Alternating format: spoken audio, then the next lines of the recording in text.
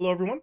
Hope you're having a fantastic day. My name is Kmart, and I want to talk about some basketball. And today, we are talking about the Phoenix Suns and what sort of happens now with the team following their early exit from the playoffs.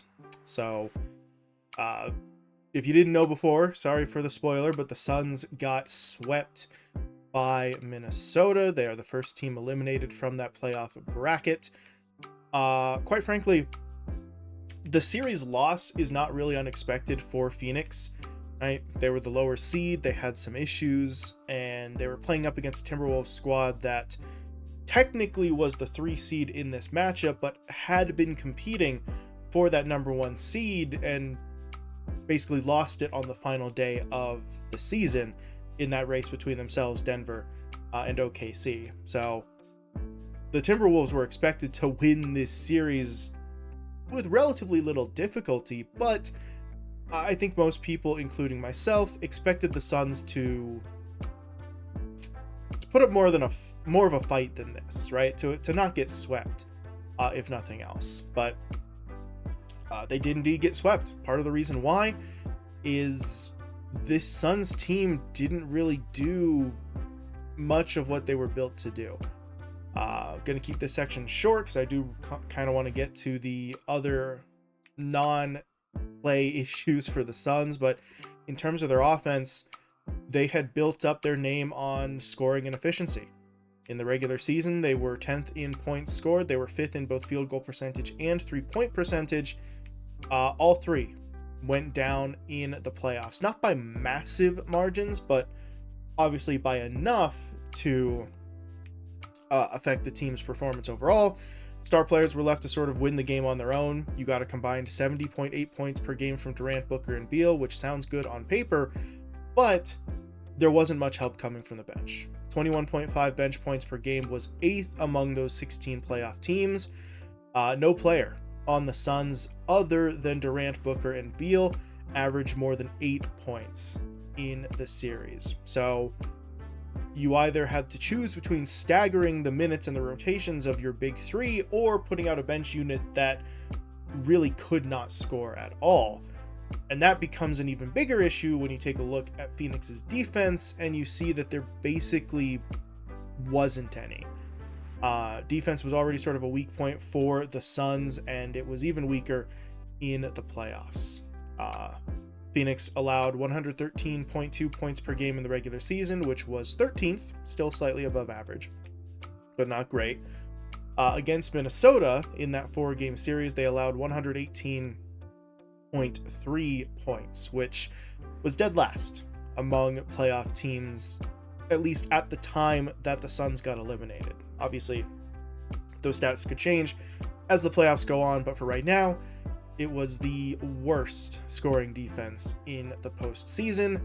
And add on top of that, the Suns were out rebounded by an average of 13.8 per game. So the offense struggled, didn't have its efficiency. The big three for the Suns basically were playing by themselves with no help, and the defense could not stop the Timberwolves and could not out rebound the Timberwolves. That's a recipe for getting swept, basically, which is exactly what happened. So the Suns are out. They're the first team eliminated. Now you look to the future for the team, and the future looks a whole hell of a lot like what we just saw, right? If you look ahead to next season, $151 million committed to Durant, Booker, and Bradley Beal.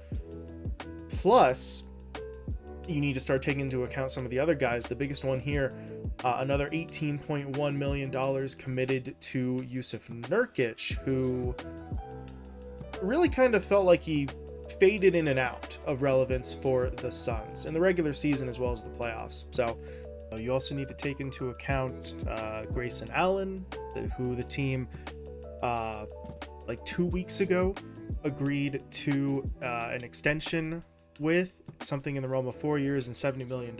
So if that's evenly distributed across the 4 years, then Allen's making somewhere in the realm of 17 to 17.5 million as well, right? So you're talking about somewhere in the realm of what, 170 to 180 million dollars for really just your starting lineup. So you're pretty much over or coming up on that luxury tax apron before you even start looking at any sort of bench unit here for the Suns. So it's going to be expensive to keep some of these guys no matter what. So if you're Phoenix, you don't really have too many options here. Realistically, it comes down to one of two things. Either you ditch one of the big three, which, considering just how much they paid in terms of draft capital to acquire Durant and Beal, I don't really see that happening. I don't think you're going to get everything that you paid back to you if you were to give up and trade one of them. The alternative is that you fully reconstruct the bench on an extremely limited salary, and you hope that that bench is enough to back up your star players. The problem with that plan is that it's what the plan already was. That was this season's plan for Phoenix, and it resulted in a sweep. So doing it again on potentially an even more restrictive situation in terms of your cap space and just hoping that next year it works where this year it didn't is extremely overly optimistic, I would say, right? And if you want an example of a team that pretty much tried that exact thing just this season, you can look at another team that's now eliminated from the playoffs, the Lakers. Los Angeles basically did the same thing. They ran it back with the same core. They made some changes around the edges, brought in some free agents, kept some of their role players that they thought would perform better the second time around. And technically speaking, against the Nuggets, they did better. They won one game instead of getting swept. But last season, they make it to the Western Conference Finals. This year, they match up against the Nuggets in the first round, and they get knocked out. So, you know, if you're Phoenix and you're sort of looking at who's sort of done this in the past, it's a mixed bag for sure. The teams that run it back successfully are more often than not the teams who were successful but fell just a little bit short, not the team that doesn't make it out of the first round at all. So the Suns are in some trouble. Getting help cheaply and quickly via the draft is extremely unlikely because all of Phoenix's first round picks were either traded away or are locked up in pick swaps where Phoenix gets the less favorable pick with whatever team they swapped with. That goes through 2030. All of their first round picks are either directly given to another team in these trades or, as I said, locked into one of those pick swaps. So technically speaking, they will have some first round picks between now and the end of the decade, but they're going to be pretty low picks, and it's going to come every other year effectively. So they don't have a whole lot of help incoming. So now what do? I think realistically speaking, they just kind of have to do what they did before. The theory for this team was that Durant, Booker, and Beal would be so strong on the offensive end that the bench wouldn't be a concern.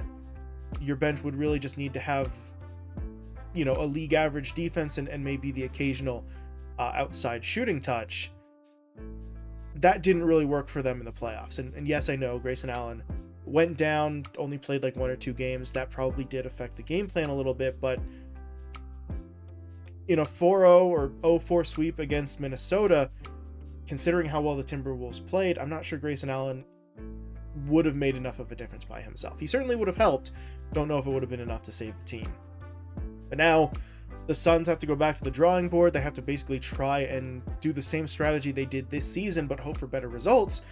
But you've got some friction going on with that team already. There's all sorts of leaks and rumors and, you know, backhanded sort of statements from people airing out some grievances, right? Durant mentioned that he felt like the offensive system wasn't necessarily designed for him or something of that role. He didn't necessarily feel 100% comfortable with his role with the team.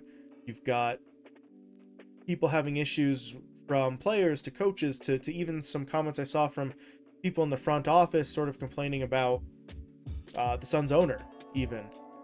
So things have the potential to get pretty rocky for Phoenix, and they're kind of stuck here because you have the on-court performance, which wasn't great. You've got all this off-court rumor mongering that's now starting to come out now that their season's over, and in the middle of that, you have the fact that this team still needs to field a roster for next season that makes sense from a logical and a financial standpoint. So the Suns are really getting sort of beaten from all sides at this point. I don't know how they navigate it.